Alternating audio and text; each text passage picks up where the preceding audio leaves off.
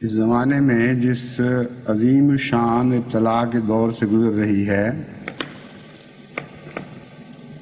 اور عمدن میں اسے عظیم الشان کہہ رہا ہوں، غلطی سے نہیں۔ شاید کسی کو عظیم الشان کی بجائے اس پر دردناک دور کا لفظ کا اطلاق زیادہ مناسب نظر آئے، لیکن جب ہم قرآن کریم پر غور کرتے ہیں تو مومنوں پر جتنے بڑے ابتلا آتے ہیں اتنے ہی زیادہ وہ عظیم الشان ہوتے ہیں۔ گو درد کے بھی بے شمار پہلو ساتھ لیے ہوئے ہوتے ہیں، لیکن ان کی مثال، ان دکھوں کی مثال ایسی ہی ہے جیسے ماں پیدائش کی تکلیف میں سے گزرتی ہے، اور پیدائش کی تکلیف تو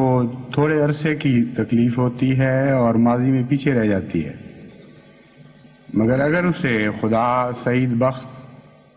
خوش نصیب بیٹا عطا فرمائے تو ہمیشہ ہمیش کے لیے اس کی سعادتیں مستقبل میں آگے آگے چلتی ہیں۔ وہ اس بیٹے کی زندگی کے ساتھ بھی ختم نہیں ہو جاتی، بلکہ ان سعادتوں کو بسا اوقات خدا نافلہ کے ذریعے لمبا کرتا ہے اور پھر نافلہ کی سعادتوں کو اور آگے بڑھاتا چلا جاتا ہے۔ پس مومن کی زندگی کا ابتلا بھی کچھ ایسی صورت رکھتا ہے کہ اگرچہ دکھوں کے ایک دور میں سے مومن کو لازماً گزرنا ہوتا ہے، لیکن یہ دور بہت ہی عظیم الشان دور ہوتا ہے، کیونکہ نہ ختم ہونے والی عظیم الشان سعادتیں اور برکتیں پیچھے چھوڑ جاتا ہے۔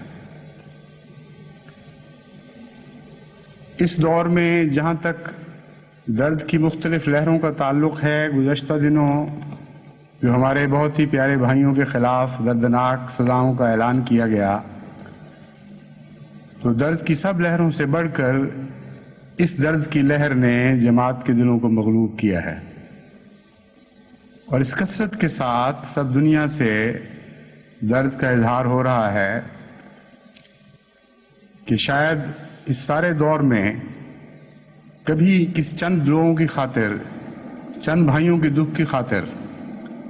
اتنی عظیم تعداد میں انسانوں کے دل نہیں دکھے ہوں گے۔ اور جب میں شاید کہتا ہوں تو میں یہ کہتا ہوں کہ غالباً ایسا کا واقعہ کبھی نہیں ہوا ہوگا۔